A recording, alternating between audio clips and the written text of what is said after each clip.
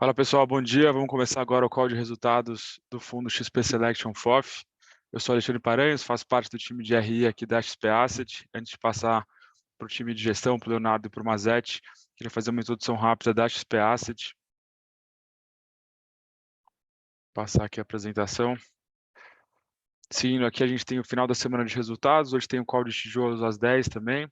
Mas falando sobre a gestora, hoje a gente consolida mais de 150 bilhões de reais sob gestão, mais de 3 milhões e meio de cotistas, dividido em 13 estratégias, uma equipe de 160 profissionais e 17 anos de história. Aqui justamente a quebra dessas estratégias em fundos líquidos, alternativos, alocação e passivo, justamente essa atuação completa que faz a Asset ser a mais completa do Brasil.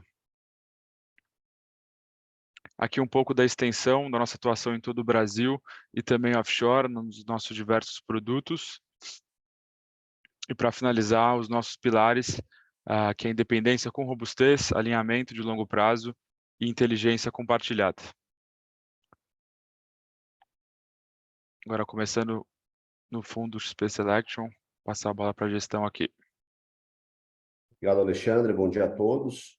Primeiramente, bem-vindos aí à nossa conferência trimestral aqui do XP Selection, né, que é o nosso FOF imobiliário aqui da XP Asset.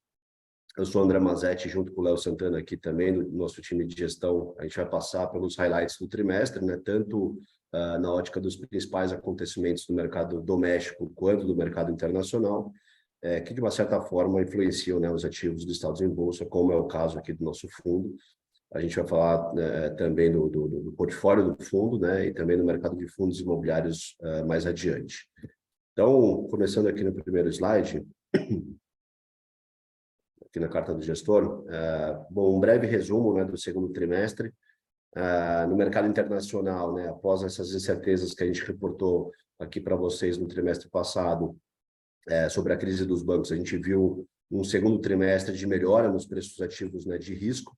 Após as medidas adotadas aí pelos reguladores do mercado americano, a gente viu uma situação mais normalizada, né, em todos os aspectos no sistema financeiro bancário, e com isso, né, as atenções voltaram para o crescimento econômico do país e controle da inflação.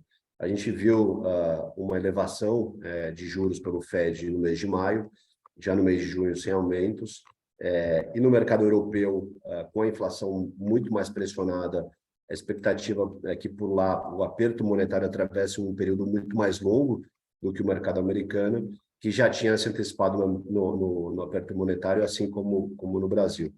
Falando de Brasil, né, já no mercado aqui doméstico, as expectativas de inflação cederam fortemente, né, com a projeção de 2023 do IPCA abaixo de 5%, para o próximo ano, 2024, abaixo de 4%. Nós tivemos também o Conselho Monetário, né, mantendo as metas de inflação e os seus respectivos intervalos, né? E como consequência disso tudo, no começo de agosto, a gente teve aí o tão esperado início do ciclo do corte de juros, né? Já no mercado de fundos imobiliários, esse arrefecimento, né, da inflação e essa expectativa de corte de juros ali dentro do trimestre, né, que estava muito próximo, gerou uma onda de otimismo para o mercado de fundos imobiliários no segundo trimestre, tá? E a gente, né, conseguiu observar que ao longo desse trimestre teve uma forte evolução do IFIX, né, que valorizou cerca de 14% no trimestre, acumulando, né, no ano mais de 10% de valorização, né? Esse desempenho foi liderado, para quem acompanha mais de perto, pelos fundos de tijolo e também pelos FOFs, tá? E falando um pouco aqui do nosso fundo, né, do XP Selection, em meio a esse ambiente, né, de recuperação dos fundos imobiliários, isso nos permite, né, a voltar a fazer a gestão ativa focado em ganho de capital. Vocês podem ter notado, né, percebido que ao longo do trimestre nós fizemos movimentações, giros no portfólio de fundos imobiliários, né, do nosso fundo, que além de gerar um ganho, gerou caixa para a gente entrar em outras boas oportunidades para o fundo. Nesse momento, a gente está considerando novas alocações em fundos de tijolo, principalmente, e também, né, em alguns fundos de papel que ainda têm descontos interessantes na nossa visão. Bom, passando para o próximo slide, Aqui a gente fala, pessoal, um pouco dos destaques operacionais quantitativos, né, do fundo no trimestre, no segundo trimestre. Primeiro ponto, né, falando um pouco de resultado, a gente distribuiu 23 centavos por cota no trimestre, aí, que representa um aumento de 11% em relação ao mesmo período do ano anterior. O resultado distribuído foi de 23 centavos também, né, por cota, que representa ali um aumento de 12% em relação ao mesmo período do ano anterior. Com as mudanças que a gente vem falando, né, não só nesse trimestre, mas ao longo dos últimos bate-papos que a gente vem fazendo aqui, nós conseguimos otimizar essa linha de renda do fundo, ou seja, o carrego. Nós fizemos ali também giro no portfólio de FIIs, como comentei, vendendo algo em torno de 16 milhões de reais. Fizemos também giro de CRI no mercado secundário, gerando ganho de capital. Alocamos 13 milhões em fundos imobiliários que a gente entende que são consolidados, né, e a preços atrativos no mercado primário e secundário, né, conforme essa abertura que está aqui no slide para vocês. Fizemos também alocações e vendas de CRI, né, uma movimentação do nosso book de CRI, fechando o trimestre com uma posição de 68 milhões, que gira em torno aí de um percentual de 18% aí do patrimônio líquido. E esse book aí tá rodando um carrego de CDI mais 3. Partindo um pouco para o macro no próximo slide.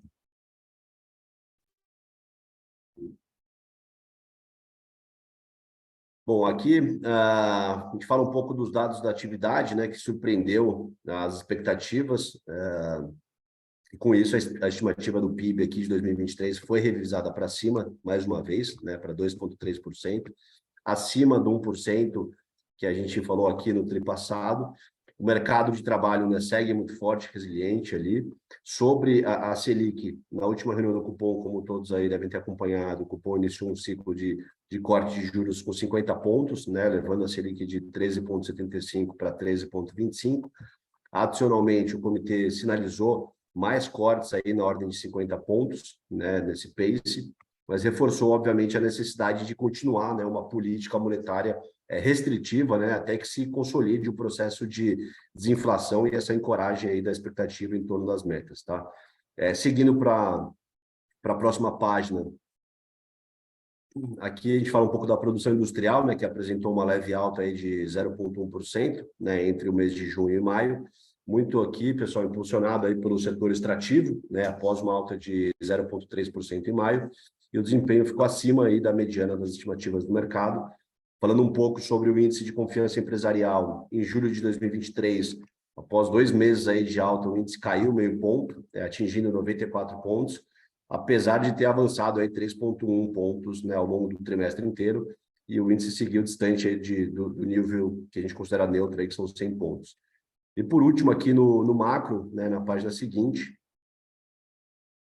a gente fala um pouco da inflação, né? A inflação vem, como eu falei no início aqui do nosso papo, vem apresentando sinais aí de arrefecimento, né, consistente, importante deixar claro, sendo, né, esse aí um dos principais aspectos aí que impulsionaram aí um corte de 50 pontos na última reunião do cupom. Em junho, o IPCA registrou uma queda de 0,08%, né, nesse comparativo mensal, valor acima da projeção da XP Asset, que era menos 0,12%, e também da mediana de mercado, que era menos 0,10%. Então, basicamente, o IPCA acumulado aí de 12 meses, né, recuou de 3,9 em maio para 3,2 em junho.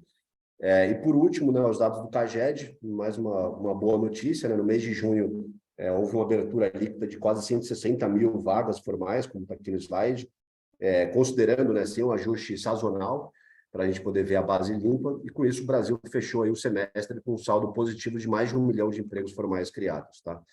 Bom, então, esse foi um pouquinho do macro aqui, pessoal, super rápido. Vou passar a palavra aqui para o Léo Santana, que vai falar né, um pouco mais dos highlights do mercado de fundos imobiliários e também do portfólio aí do nosso fundo, no trimestre. Bom, vamos lá, pessoal. Bom dia a todos. Vou falar primeiro rapidamente aqui sobre o mercado de FIIs. O mercado segue em seu crescimento, né? Então, a gente observa o número de FIIs registrados na CVM, que é o primeiro gráfico superior à esquerda, ultrapassando a marca de 825. fundos registrados e um número de fundos negociados já ultrapassando a marca de 480, então segue o crescimento de FIIs aqui na nossa indústria. As emissões voltaram, principalmente nesse início de segundo semestre, as ofertas voltaram ao radar dos investidores, tanto pessoa física como institucional. A gente acredita que teremos um bom semestre em termos de crescimento de número de fundos e patrimônio aqui na indústria, tá? As ofertas, então, atingiram um volume de 6 bilhões, ainda é um número mais baixo do que aqui a database é de julho, tá, pessoal? É um número mais baixo ainda do que a gente vinha tendo ali nos últimos anos, mas a gente acredita que tem um crescimento endereçado agora no segundo semestre em termos de velocidade dessas ofertas, tá? A gente já observou algumas ofertas dos fundos, principalmente os flagships, que ultrapassaram seus valores patrimoniais no mercado secundário e abriram essa possibilidade, como vocês observaram aí, tem o CSHG Logística, XP Malls, dentre outros que já realizaram ofertas nesse início de semestre. O número de investidores segue em crescimento também, né? Então, já ultrapassando a marca de 2.200.000 investidores, que a gente acredita que é muito importante para a nossa indústria aqui, dada a característica do produto, tá? Em termos de classe de investidores, poucas mudanças marginais com relação ao último trimestre, então segue um segmento muito apoiado aqui nos investidores pessoas físicas que gostam desse produto.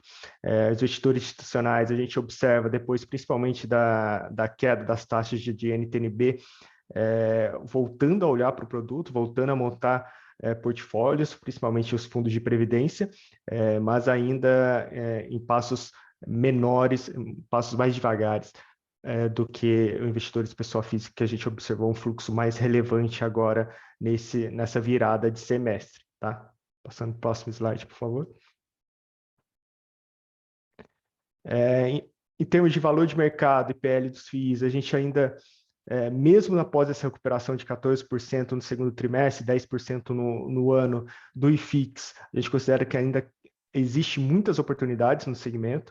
Então, aqui só tem o gráfico dos últimos 12 meses, mas se a gente olhar uma foto mais longa, de um período mais longo, olhando principalmente ali segundo semestre de 2019 até o início de Covid ali em 2020, esses números eram bem próximos do tamanho do patrimônio dos fundos em relação ao market cap, que é o valor negociado no mercado secundário. Então, a gente vê um gap muito relevante ainda da classe, muito espaço para valorização na indústria, mesmo após essa recuperação no segundo semestre. É claro que talvez a gente não chegue naquele nível de 2019, dado que talvez a gente não tenha uma queda de juros tão expressiva a ponto de chegar a 6% ao ano.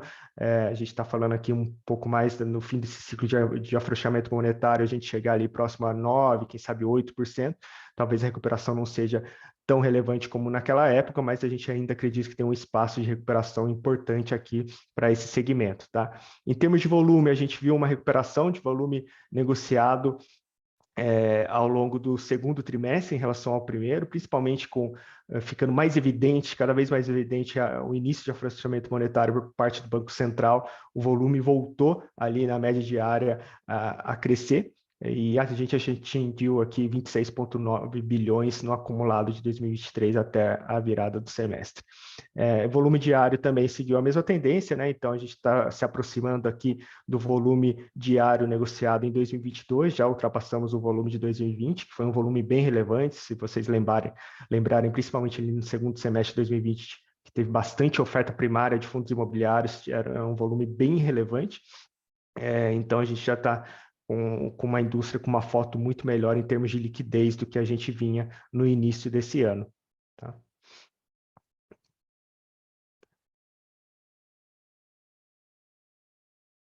Agora vamos falar diretamente do XP Selection aqui. Então, a performance do fundo segue em recuperação, né? Então, mesmo com a recuperação do IFIX, tanto a nossa cota patrimonial como a cota de mercado mais rendimentos seguiu superior ao IFIX ao longo do último trimestre, então permanecendo, tendo um gap relevante aí, em relação à performance histórica do IFIX.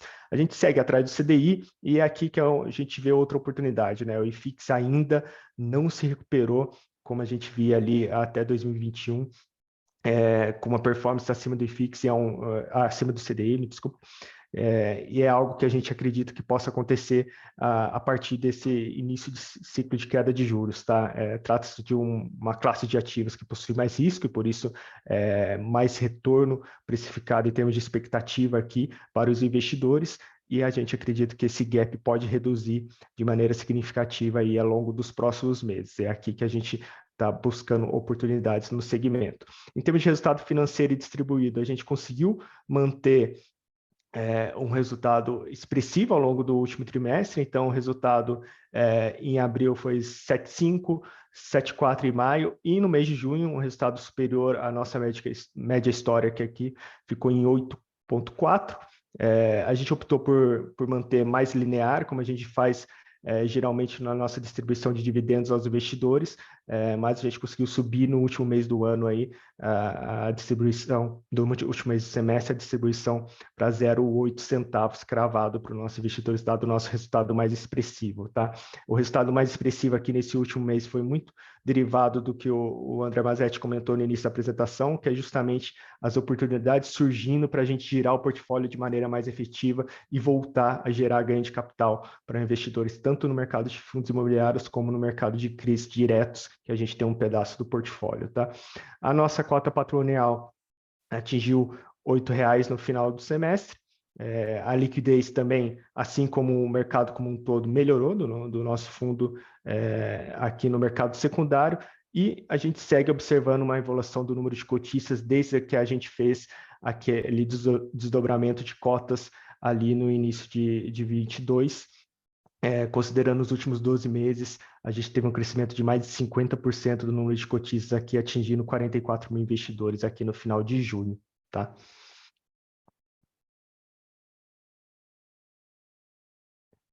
Em termos de contribuição do resultado, vocês podem ver que é justamente também outro ponto adicional que o Mazetti citou no início da apresentação. A gente conseguiu otimizar nossa linha de rendimentos aqui, nosso carrego do fundo. Então, vocês observam essa cor azul mais escura aqui, que acabou sendo cada vez mais relevante no último ano, quando comparado a períodos anteriores, a 2020, 2021, a gente tem um carrego mais atrativo em termos de rendimento vindo de FIIs e rendimento de CRI, que é o azul bem mais escuro aí da barra.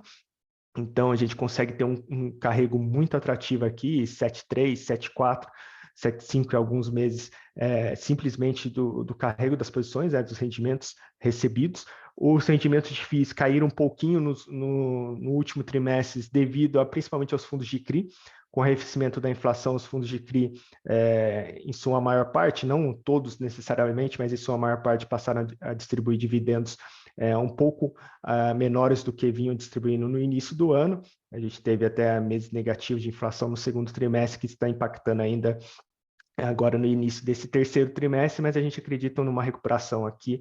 A gente teve nos últimos dias o reajuste do preço de combustíveis, que foi bem relevante da Petrobras. A gente acredita que o índice de inflação possa sofrer um reajuste positivo e esses fundos voltem a pagar níveis mais atrativos de dividendos nos próximos meses, beneficiando o nosso carrego aqui. E, por fim, aqui nesse gráfico, vale citar a barra azul claro, que ainda está menos relevante, mas principalmente em junho já pode ser observado advindo desse giro de portfólio, desse ganho de capital, tá? Então, a gente acredita que essa barra pode tornar proporções maiores aqui ao longo dos próximos trimestres, com a ajuda do segmento como um todo, que vem se valorizando e permite nós girarmos o portfólio de maneira mais efetiva, gerando ganho de capital, tá? Aqui é o comparativo que a gente sempre traz nos relatórios mensais e nos relatórios trimestrais do nosso fundo, que é justamente aquilo que ficou convencionado chamar na indústria como duplo desconto, né? Que é o que a gente compara a cota negociada no mercado secundário versus a cota patrimonial do fundo e a cota patrimonial ajustada do fundo, que seria a cota patrimonial dos fundos investidos, se os fundos investidos, a cota do secundário atingissem a cota patrimonial, que seria o último valor. Então, aqui a gente tem a foto de 31 de março, que é o fechamento do primeiro trimestre, e a foto mais recente aqui a gente atualizou até 31 de julho, para ficar mais evidente que ainda há oportunidade. A oportunidade não é tão evidente como havia no primeiro trimestre, que era um duplo desconto que chegava acima de 34%, mas a gente ainda vê um desconto, aí, um duplo desconto de 13%, sendo que ainda um desconto mais de curto prazo, chega a ser quase 6% aqui, que é simplesmente a cota do secundário versus a cota patrimonial do fundo, que é o que já está precificado dentro do fundo hoje. Não precisaria de nenhuma melhora dos fundos investidos, já é o desconto que você observa na tela. Esses valores, só para deixar claro, a gente publica diariamente nos sites, tá? Assim que a carteira do fundo do dia anterior fica disponível, a gente publica e deixa disponível para os nossos investidores. Quem quiser acompanhar, está de fácil acesso no nosso site do XP Selection. Então, e aqui um ponto importante também, que é justamente comparando esses dois gráficos, é que o desconto, muitas vezes a gente ouve investidores comentando, ou até analistas comentando, que os FOFs já apreciaram demais, que não tem muito espaço para valorização, mas eu acho que vale lembrar aqui a própria característica que prejudicou os FOFs nos últimos anos, quando o IFIX estava se depreciando, que acaba ajudando o FOF nesse momento, né? Que é conforme as cotas no mercado secundário dos fundos imobiliários vão se valorizando, a cota patrimonial automaticamente já se valoriza também, né? Então, você pode ver a cota patrimonial, que é as barras do meio dos dois gráficos, que estava em 7,94 no primeiro trimestre, pulou para 8,81 aqui no final de julho, né? Então, se você observar só a cota do secundário, você fala, ó, pulou de 6,97 para 8,33, já andou muito. Mas dentro do portfólio, continua andando os fundos imobiliários, né? Se o IFIX continua andando no mercado secundário, todos os fundos se valorizando, o portfólio do FOF como um todo segue sua valorização também, tá? Aqui falando mais especificamente da carteira do fundo, então algumas mudanças marginais aqui, a gente diminuiu um pouco, aqui a foto é 30 de junho, mas 31 de julho reduziu um pouco a exposição de CRIs diretos, então está mais por volta de 16%, 17%, essa foto de 30 de junho estava em 19%. FIIs, então, entre 80% e 82%, que é a nossa exposição atual, e um pouco de caixa para aproveitar oportunidades táticas, aí, seja no mercado primário como no mercado secundário. Em termos de exposição por fundo imobiliário, a gente tem um portfólio bem pulverizado, né? Então, a nossa maior exposição chega a atingir ali no máximo 6%, que é em Capitânia Securities, que é um fundo que a gente acredita que ainda tem um desconto relevante, dado a gestão ativa que o time de gestão da Capitânia realiza no portfólio e consegue entregar de resultado. Com a melhora dos FIIs como um todo, a gente acredita que o fundo começará a dar retornos mais atrativos, mas também temos posições relevantes em tijolos, temos RBR Logística, que é um fundo que, mesmo após a recuperação de todos os segmentos de tijolo, continua descontado em relação aos nossos pares. A gente tem XPlog também, que se recuperou bem e tem feito uma gestão ativa em termos de giro de portfólio relevante. Telos, que foi talvez um dos principais drivers de retorno ao longo desse primeiro semestre dos fundos de tijolo, foi um dos fundos que mais teve rentabilidade, seja em rendimento distribuído, com a venda de um ativo que gerou ganho de capital a ser distribuído para os investidores, seja em valorização de cota no secundário, é um dos fundos que mais se valorizaram. E a gente teve aquelas posições que estavam citadas lá naquele primeiro slide, Aliança, XP Malls, dentre outros que a gente conseguiu alocar em um momento que estavam descontados, e antes até da virada do semestre, a gente conseguiu girar o portfólio e realizar ganho de capital em alguns dos casos. Por isso, vocês não vão ver os nomes denominados de alguns deles aqui nessa foto, podem estar em outros com uma exposição menor, ou pode ser que a gente já girou o portfólio e já realizou ganho de capital neles, tá? Buscando sempre a gestão ativa aqui dentro do XP Selection. Por fim, a alocação por tese e por classe de FIIs. A gente segue com um portfólio com um perfil mais de renda. A gente acredita que talvez agora, abrindo essa possibilidade de novas ofertas primárias de fundos imobiliários no segundo semestre, esse percentual em alocação voltada a ganho de capital tende a ganhar um pouco mais de representatividade dentro do portfólio, mas sempre buscando não perder esse nível de renda que a gente possui dentro do XP Selection hoje, tá? A alocação por classe de FIIs, aqui somente o book de FIIs, né, desconsiderando os CRIs direto investidos, a gente tem 30% em fundo de CRIs, 17% em escritório e 17% em logística como os mais relevantes. A gente vem buscando novas alternativas, principalmente em escritório, que dentre as classes que andaram em termos de performance no mercado secundário, a gente acredita que há ainda mais espaço de valorização aqui dentro da classe de escritórios. E, por fim, o último gráfico aqui de meio de alocação, a gente segue ativo em todos os segmentos, tá? Aqui o número das ofertas agora é outro, mas dadas as nossas alocações antigas, a gente tem uma exposição mais relevante no mercado secundário, mas a gente participa também, que é um dos benefícios dos FOFs, né, nessas ofertas para investidores profissionais, né, que eram antigamente denominados 476, que hoje é 35% do nosso portfólio, tá? Aqui o nosso book de CRIs, então, em termos de mudanças, a gente zerou o CRIMITRE, que já não se encontra nessa tabela, que gerou aquele ganho de capital citado pelo Mazzetti no início da apresentação, e fizemos alocação nesse CRI FSBio, aproveitando uma oportunidade de mercado secundário. É um CRI CDI mais 2,5, sua precificação, é uma empresa que possui rating AA-, é o maior produtor de etanol à base de milho do Brasil, então temos de risco de crédito, uma operação bem redonda que a gente optou por adquirir aqui, enquanto a gente não vê oportunidades mais relevantes em termos de alocação, em termos de volume de alocação em fundos imobiliários, a gente tem um carrego mais atrativo aqui, mesmo com a queda do CDI, quando você olha o carrego do CDI mais 2,5 aqui nesse próximo trimestre, é um carrego atrativo, enquanto a gente vai mapeando essas novas oportunidades de fundo imobiliário, a gente tem esse carrego mais atrativo do que simplesmente deixar o dinheiro em caixa, tá? Aqui falando das classes, nossa perspectiva para as classes no próximo semestre, né? Então, falar principalmente as principais mudanças que a gente realizou desde o último trimestre. Então, acho que o fundo de escritórios, como eu mencionei anteriormente, é o nosso principal target, acredito aqui desse semestre, de novas alocações. Os fundos, em sua maioria, continuam com ativos precificados abaixo do seu custo de reposição.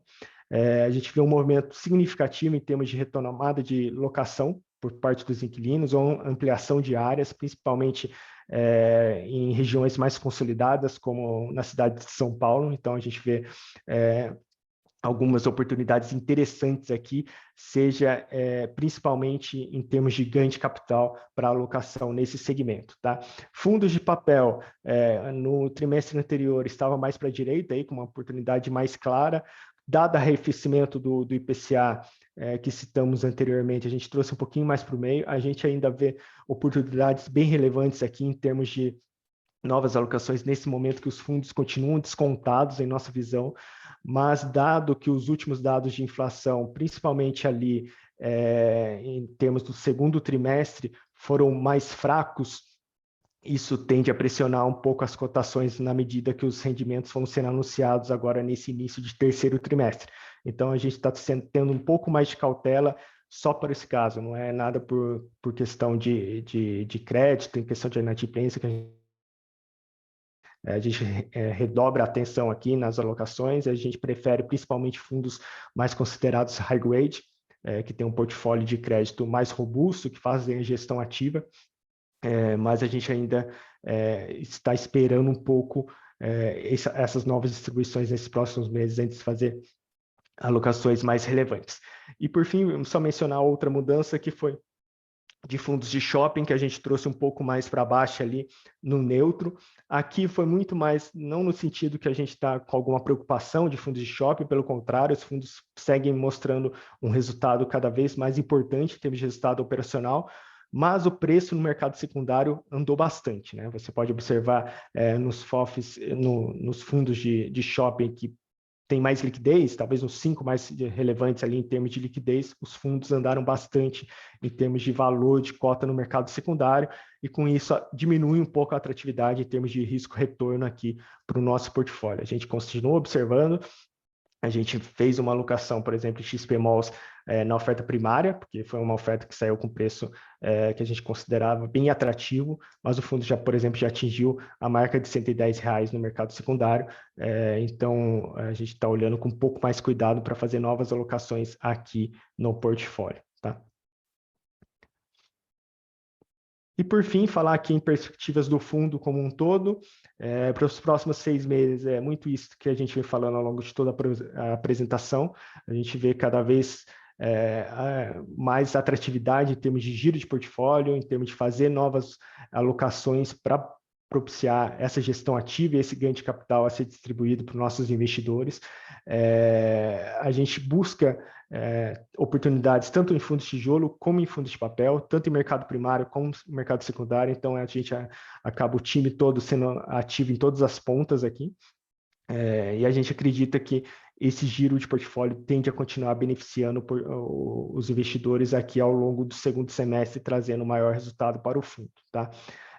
6 meses em diante, que é basicamente a partir de 2024, a gente acredita aqui que o principal driver acaba sendo o nosso cenário político-econômico doméstico aqui e principalmente o cenário fiscal, né? Nas últimas semanas a gente viu alguma dificuldade em termos de governo aprovar suas medidas com o Congresso, algum conflito ali em termos de equipe econômica e Câmara de Deputados, principalmente. Então, a gente está monitorando esses aspectos, porque a gente considera esse aspecto como o principal ponto a ser monitorado aqui, que isso vai permitir o Banco Central ampliar ou reduzir até o tamanho do seu ciclo de afrouxamento monetário, né? E o tamanho do ciclo do afrouxamento monetário é o que acaba impactando diretamente os ativos de risco, como fundos imobiliários. Então, se o governo conseguir fazer sua parte, conseguir fazer suas políticas de uma maneira eficiente em termos de política fiscal, em termos de resultado fiscal para o governo, e isso permitir um afrouxamento monetário maior do que está precificado na curva pelo Copom, a gente considera que possa haver oportunidades ampliadas aqui para o segmento de fundos imobiliários como um todo, tá?